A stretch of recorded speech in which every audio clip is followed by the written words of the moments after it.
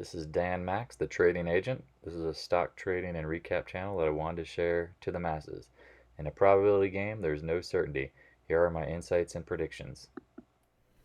This is Dan Max, the trading agent, post-close recap as of October, was it the 29th, Friday already. Hope everyone's having a great week. Hopefully people are enjoying some of this content I'm trying to get posted for everybody. I'm praying the audio is fixed now. And let's keep this thing running. I'll start with the TLT we showed you guys earlier in the week. We got a nice trend line, downtrend. We're coming up into it now. It seems very obvious. We're going to get there. If we hold over the 50 and 100 day, it seems like a no-brainer. Obvious no-brainer. That's going to be the first target. Let's highlight it in blue real quick so you guys can see it. We talked about earlier in the week that we would definitely get up here. Well, we definitely got up there and we based, which is a good sign for bond bulls. And now we are high and tight, as I call it. High and tight is good. Let's check the VIX out. Talked about that earlier in the week, holding the 15 levels. Pure gold here, telling you what's going on. Look at that. We hit the 120 day. If you can't see this stuff, I don't know what else to tell you, but this is kind of basic stuff. You need to know where the VIX is at to understand what's going on with the market. A lot of the friends that use algorithms and stuff, they understand this stuff. But for the average person who's just trading from a desktop computer or their laptop, know the VIX. Know the VIX. Dollar. This is one we talked about a lot here. Dollar, we talked about this. Hitting the bottom channel, holding. Hey, it looks like it's going higher. A lot of people are kind of bullish, bearish. There's a lot of ideas on it.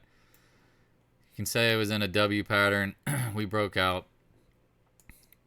We've got some resistance that's going to be coming into play. Ooh, zoomed out too far. I apologize. Coming into play up in this 25 zone where the top of the ascending channel is.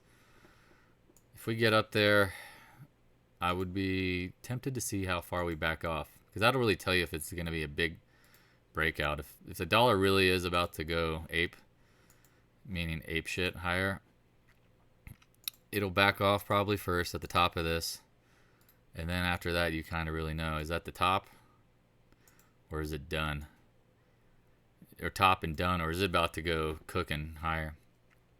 SPY getting closer to our Fibonacci extension. We've been talking about it. 2 times range, 460. Close at 459. Pretty much near the high of the day today.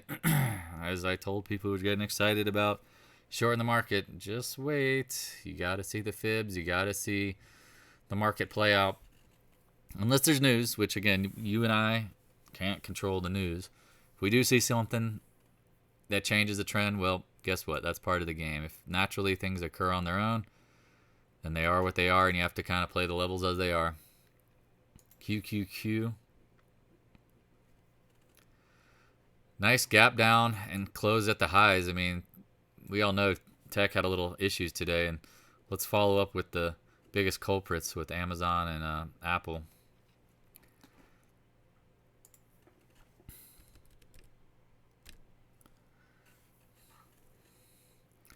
Apple gap down, closed near the highs of the day. We talked about this range would be a no-brainer buy. I guess you could have used the 50-day as well. It held and closed at the high.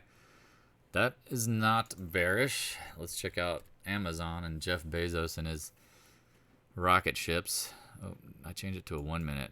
Never using the 1 minute. Couldn't pay me to look at that. Blow my brains out. Yep, gap down. Talked about this kind of area, retesting potentially. I'll close out some of these old fibbies. You can see, not kind of, you can definitely see that anything below that was either bullish or bearish. We talk about bear traps, bull traps.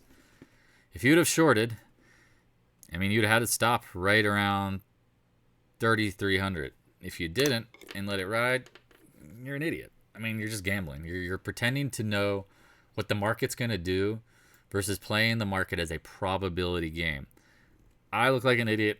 You can come on and tell me I'm an idiot in the comment sections. I will be wrong.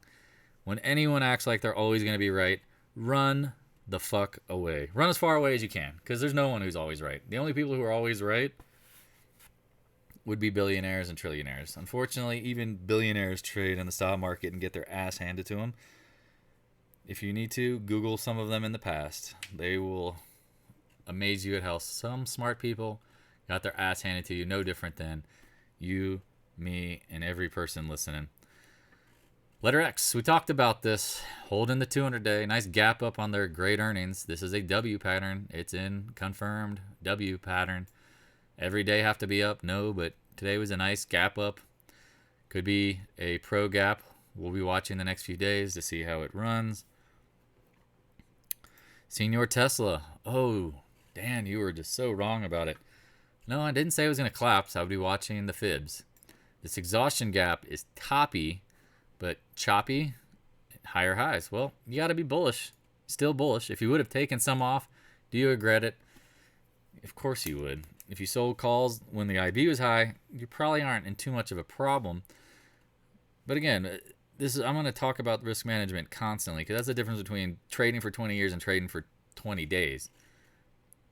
You're going to have to take profits at some point. Do I want to take profits on the vertical part of the move or here? Ideally here, because that's the big blowout.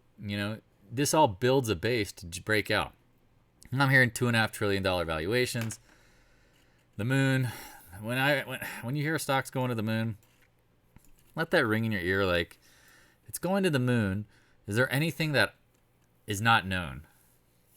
The only thing that I don't know about Tesla is what the shorts are doing, because that's really what's bringing this higher. Is the shorts keep shorting, and they keep getting wrecked. I mean, there's big brokerages out there that have price targets on Tesla of 100, 200, 300.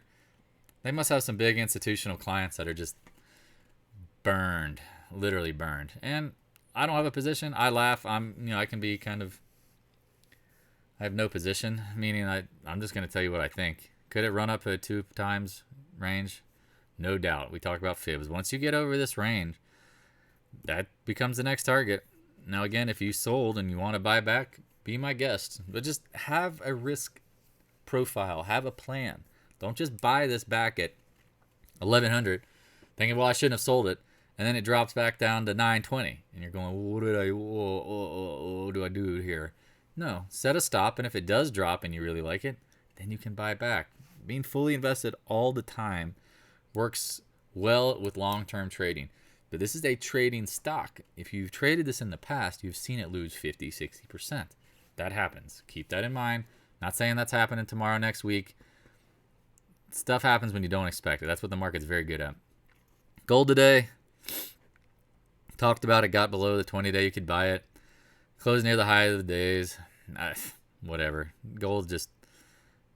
it infuriates me because it should be higher. It should be following a Bitcoin kind of path. They have very similar uses in the sense of that they are inflation hedges and runaway printing money problem solver. Silver.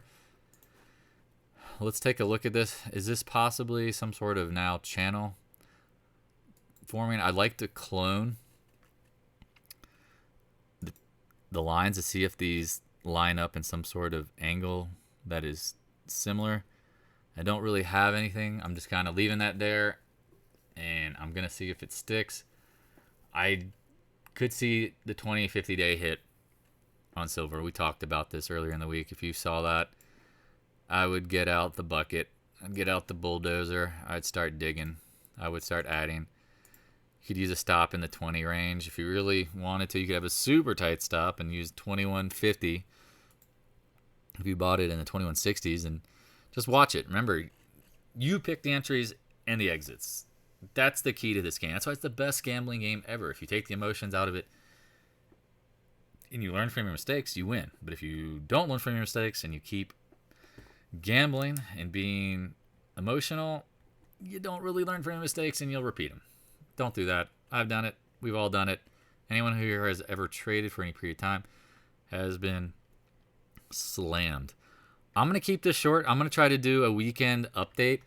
Get me in the symbols you want me to look at this weekend. I mean, a lot of people should be submitting some. again, I use the Discord board for a lot for chatting.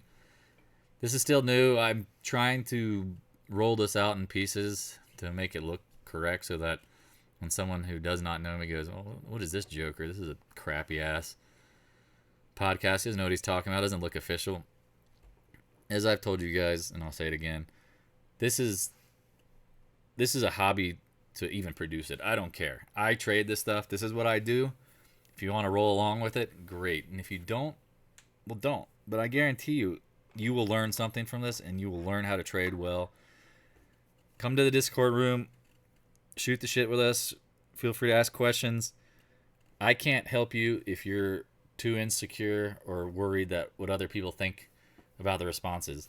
I'm going to treat everyone the same. If you're a stranger, I don't know the level of competence you have in the market. I'm going to assume I'm going to help you with the basics until you ask otherwise. Now, if you ask me 100 times, what do you think the stock is going to do every day? Yeah, I might get a little annoyed. But if you're just trying to get some knowledge and learn and willing to listen and study and do the work, you'll see there's repeating patterns. There's nothing new in the market. The amplitude of things might change, but formations, seasonality, first and end of the month, all these things matter. They never change. There is a seasonality to money flows. You have to understand that. And if you think you're just trading based on always the chart or your MACD or your RSI, you're going to get slammed because they just follow the price. Notice how I try to keep my charts very simple. Volume at price on the left. That's all I need. And then I draw. I draw the moving averages. I draw my fibs. That's all I got. That's all I need. It works well. If you say, look at traderflorida.net, Justin Pulitzer, who I both respect, their stuff is clean. And meaning that their charts don't have all of these price following indicators. Looking at the action matters. Looking at the volume matters. Volume is a demand indicator. For the price of a product to rise, take the name of the stock and turn it into steel in general. If there is more demand than supply, the prices of steel will rise. If there's more demand for the stock of, say, U.S. Steel than supply, the price will appreciate. It's all supply-demand fundamentals. It's not rocket science. I'm pressing stupid buttons now. I'm going to get going. Love you guys. Cheers. Thanks for watching. Please subscribe if you like the content. Also smash the like button, share with your friends, and add a comment. If there's a topic or stock you'd like me to give you insight about, let me know in the comment section. I will do my best to answer your question.